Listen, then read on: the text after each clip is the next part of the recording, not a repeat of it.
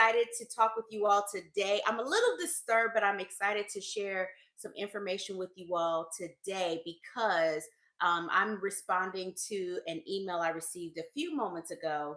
And it's been time for me to get back on here and drop some nuggets for all of you blending your families, those of you that are trying your best to build a solid co-parenting relationship. And so I am here. My name is Lady Shanelle, and I'm here as your family consultant to just give you some tools and some strategies and really some just really life principles that is going to empower you. They're going to encourage you along the way and just kind of strengthen your resolve in what it is that you want to accomplish in your family. And so I came across this email. Somebody reached out, and I mean, the question was phenomenal, and I think it definitely needs to be addressed. And I said, let me make a video and address this because this happens more often than anything. And I think this is a problem in especially toxic relationships, because sometimes people don't know how to manage their emotions. They've never been taught to manage their emotions, and sometimes people aren't equipped to manage them. Okay. And, no shame, no shade. However, one of the things that I often talk to clients about, especially when they get to me, is that you can't, you can't, um, you can't change what happened in the past. Okay. You can't change what happened in your past, but you are responsible for how you impact your future. And so if that means going to counseling, if that means getting a mentor, if that means talking to people who know more than you, okay, which is something that we all should be doing. Because listen, we only have one life to live, and I don't know about you, but I'm going to make the best of it. And so, oftentimes we run across people who don't do that, or who don't just have the tools to manage their emotions, and somehow they become egomaniacs. Okay, so that's what I'm going to talk about today. If you're an egomaniac, this video is going to offend you. Disclaimer, but you need to keep listening. Okay, because here's this video is going to help you actually. If it may offend you, but this video is going to help you. So if you want to be helped, you understand that this video is going to offend you. But if you want to be helped, then you're going to continue to listen. So it is not my goal to offend you. It is not my goal to pacify you either. It is not my goal to do either one. My goal is to encourage you to be better. And I think we all are on the track to being better. I want to give us all the benefit of the doubt that we want to be better people. We want to be better moms and dads. We want to be better spouses. We want to be better friends. We want to be better siblings. We want to be better people. And so sometimes circumstances that were created for us have created us into who we are. However, there are some circumstances that we've created, and we want to cry out that we're the victim. A lot of times that's what egomaniacs do. And so I want to touch on that a little bit. I'll probably talk a lot more about that in the future, but I want to talk about the egomaniacs who create circumstances, and then when the circumstances are circumstancing, they want to be the victim. They want to say, oh, she left me, oh, he's such a bad person, and he was so bad to me, and he was so mean to me. But baby, you created the circumstances. He couldn't take it no more. Sir, you created the circumstances. She couldn't take it no more. Okay, so you're not the victim, but this is not the end of the story for you. Okay, there is still hope, and that hopefully that'll be encouragement to you. But I want to talk a little bit more about if you are dealing with an egomaniac, if you are co-parenting with an egomaniac. Maybe you married an egomaniac and you're like, oh my god, I have to deal with this. Listen, egomaniacs need help. Okay, some of them know they need help, and some of them don't know that they need help. They don't even know that they are wrapped up into a situation that is unhealthy. They think they're the healthy one. Okay, and they have convinced themselves that they're the healthy one, and they're trying to convince you that they're the healthy one. The problem is, first of all, this isn't a race. Okay, this isn't a game, right? So the first thing a person who's dealing with an egomaniac, and hopefully the egomaniac can recognize, is that this isn't a game of Connect Four. Okay, this is real life, and really nobody really wins in this game, because this is about your family. You are impacting other people other than yourself. And so when you are negatively impacting, especially children who are vulnerable in these situations, then who's really winning? The children are losing. Okay, and that's when I get very, very intense and very upset, because when I'm reading an email or I'm reading a message where the children are being negatively impacted by people who they trust to take care of them, who they trust to protect them, who they trust to show them the way, who they trust to teach them and guide them, you understand why I would be upset about that, right? So if you are that parent and you're trying to figure out, is this video about me? Listen, this is the time to really, really just lean in and listen, because think about all the times that you have created a story. Maybe it was true, maybe it wasn't true, where you were the victim. And be honest, did you create the circumstances that led to how things ended up? What part did you play in that scenario? Okay. One of the things I see so many times, especially in relationships, is that men have an idea of what marriage is or what a relationship is. And it's a very one sided idea. Okay. And I don't want to say men, but men and women have a very one sided idea of what a relationship is supposed to be like. Well, keyword is a relation to somebody else. Okay. So you can't have a one sided view of the relationship. You have to consider the other person. And if you're not in the habit of considering other people, then this is going to be a tough lesson for you to learn, baby, but you can learn it. You understand? You can learn this lesson. You don't have to be ignorant the rest of your life. You can learn the lesson of relationship is about considering the other person and not just yourself, and vice versa. The other person has to consider you. So in a relationship, you're not going to get your way all the time. They're not going to get their way all the time, right? So hopefully in the relationship, you are communicating enough to where whatever decision has to be made, it's considering both people. And then the best decision is made. Sometimes it's in your favor, sometimes it's in the favor of the other person. But with an egomaniac, they believe that it has to favor them all the time. And then the problem is when it doesn't favor them, they disregard everyone else, and they believe that everybody is supposed to cater to them. And if they don't, they're going to throw a tantrum until everybody just gives up and surrenders to whatever it is that they want. Here's the problem. Here's the problem. Some of you are still throwing tantrums like you're 2 and 3 and 4 years old, and you're 20 and 30 and 40 and 50 years old. Okay. Sometimes some of y'all pushing 60, you're still throwing a tantrum like you're 6. And that is a problem, because people are getting in relationship with you, hoping that you're going to act 30, act 40, behave 50, behave like you're 60, and you're still behaving like you're 6 from time to time.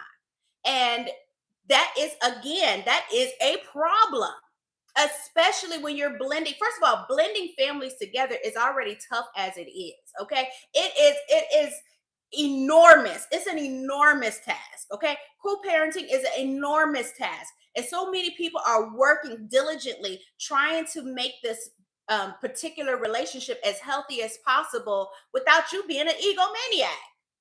So take a seat real quick and just consider, am I behaving in the best interest of everyone overall, even if it goes against my best interest? Now, everybody's like, I'm living my best life. I'm gonna do what's best for me. I'm gonna do what I'm gonna do me. Listen, that is not a righteous decision. That is not even a smart decision. Okay, especially if you have kids. Now, if you want to do that, don't have kids. Don't do that. Listen, if you want to be selfish, don't have children. Just give it up. Just give it up. Stop having kids if you want to be selfish. But if you are going to have kids, you are saying, I'm not going to be selfish. Now, does that mean you don't take care of yourself? Absolutely not. No, you do take care of yourself because you love your children. You're going to take care of yourself because you love your family. You're not going to let yourself go because you love your family. So if that means you got to get help, You've got to get on medication. You got to get therapy. That is helping your family. You understand what I'm saying? When you do something about your problem, you are helping your family. Okay? You are telling your family that I love you and I value you enough to get therapy. I value you enough to go to family counseling. I value you enough and I love you so much that I'm going to get what I need so that I can show up as the best version of me. Because I don't like throwing these tantrums. Now, if you like throwing tantrums, do you, boo? Okay? Again, you're going to be offended because I have no respect for people who enjoy acting like a 6-year-old when they're 60. I don't have respect for you.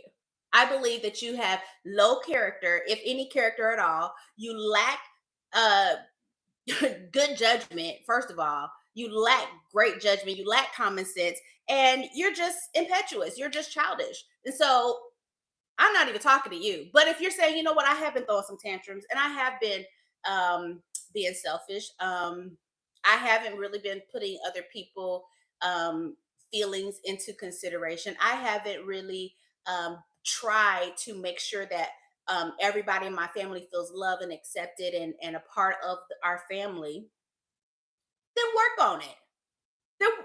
Work on it. If you mad at somebody in your family and they, especially they live with you, and you can't talk to them like you know how teenagers are. Teenagers are teenagers, and you 50 years old and you letting a teenager offend you for real. Who's really the grown up here? Okay. I just went off on a side note, but I'm just thinking about the emails that I receive about some of the way y'all act.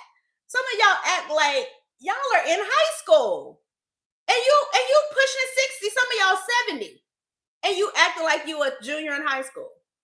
And it just burns me up because ultimately you are teaching the next generation how to be childish. You are teaching the next generation how to be impulsive. You are teaching the next generation how to be traumatic and to be toxic.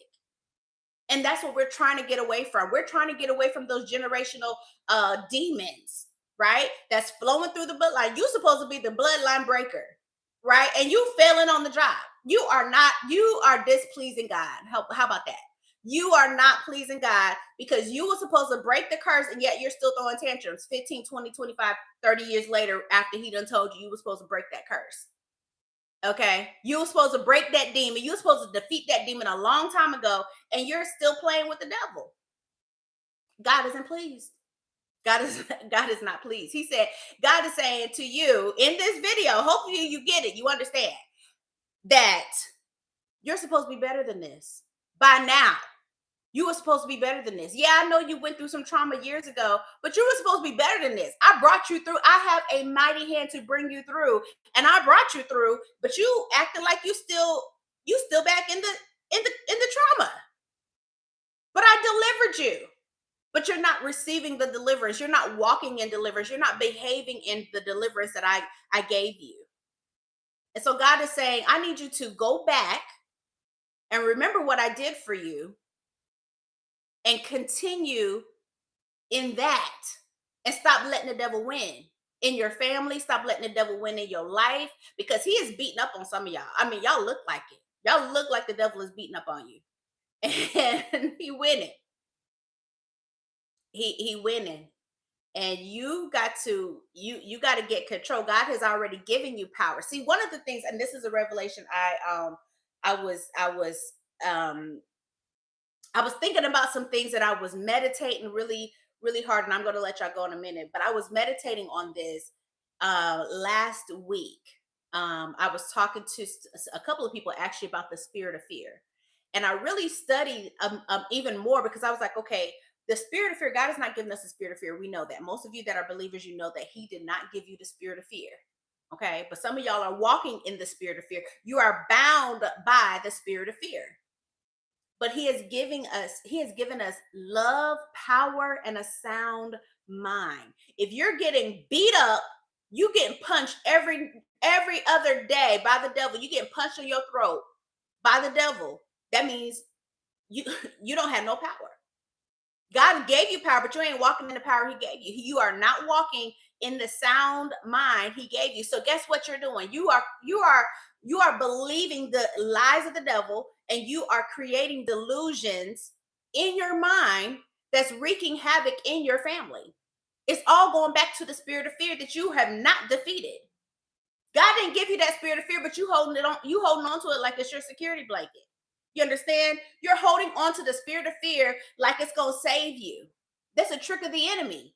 The trick of the enemy is that people gonna leave you, people gonna abandon you, God has forsaken you. That is a lie from hell, but you believed it, and so now you are wreaking havoc in your family, and your family have to pray against the spirit that you're dealing with.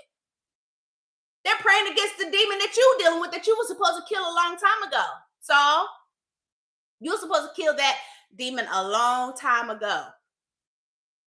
And you understand that now you have brought that into your house, you have brought that into your family. And God said, I gave you power, love, and a sound mind, and you're not walking in any of it. Jesus. I didn't get on here to give y'all a sermon today, but I just felt that thing drop in my spirit, and I need to sizzle in your spirit. Because some of you have brought some stuff into your family. You have brought some stuff in front of your children. You have brought some stuff into your home that was not from God. And you are assisting hell right now. You are assisting hell right now with the spirits you holding on to. And God is saying, I'm done. I'm tired of it. You about to see my hand. My hand is not with you.